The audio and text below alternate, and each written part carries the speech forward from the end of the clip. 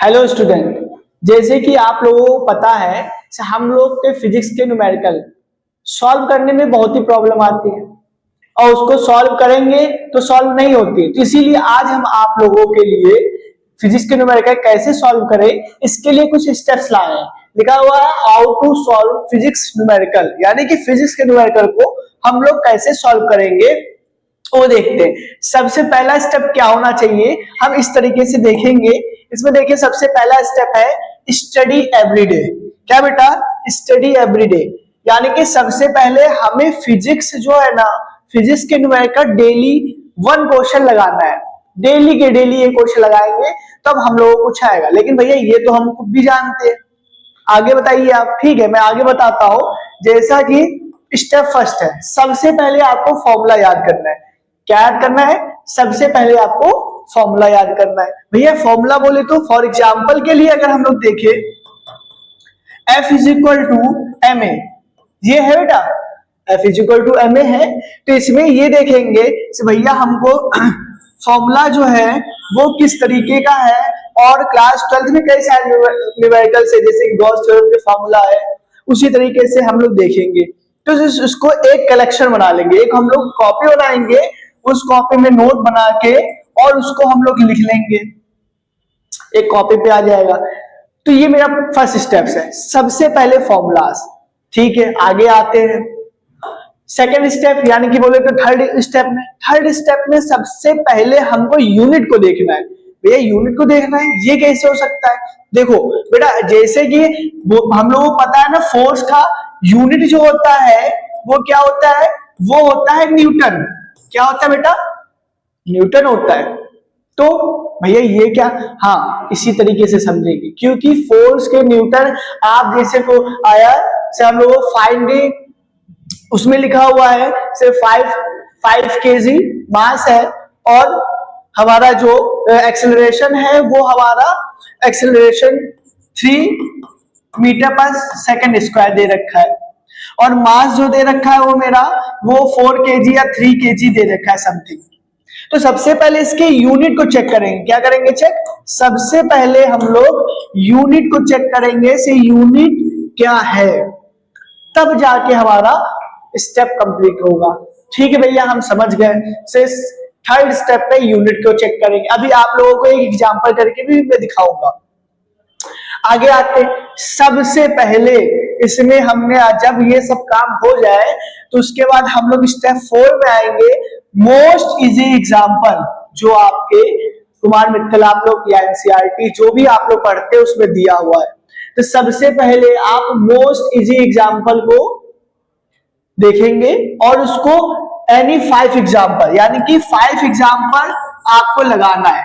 5 example दो दिन लगाना है बस, यानी कि अबाउट 10 क्वेश्चंस। अबाउट 10 क्वेश्चन के एग्जांपल अगर आपने लगा लिया तो आपका कंप्लीट हो जाएगा। फिर इसके बाद ये बताइए भैया, ये भी कर लिया मैंने, बस अब बस इतना कर लिया तो आप लोगों का समझिए न्यूमेरिकल लगना स्टार्ट हो जाएगा। ठीक है भैया, आगे आते। फिर इसके बाद लिखा हुआ है डिफिकल्ट एग्जांपल्स। भैया डायरेक्ट सिंपल से डायरेक्ट डिफिकल्ट में, हाँ बेटा, इसलिए क्योंकि डिफिकल्ट एग्जांपल पहले हमने क्या कहा आपको, मोस्ट इजी एग्जांपल। फिर इसके बाद उसी में एग्जांपल्स दिए रहते जो डिफिकल्ट होते हैं, कई 4-5 लाइन में होते हैं। तो हम लोग कैसे करेंगे उसको देखेंगे। ठीक है, आगे बोला गया इजी न्यूमेरिकल, यानी कि उसके बाद हम लोग को जो एक्सरसाइज में दिया गया है, एक्सरसाइज में आप लोगों के कुछ एक्सरसाइज में दिया रहता है, एक मिनट बेटा, जो एक्सरसाइज में होता है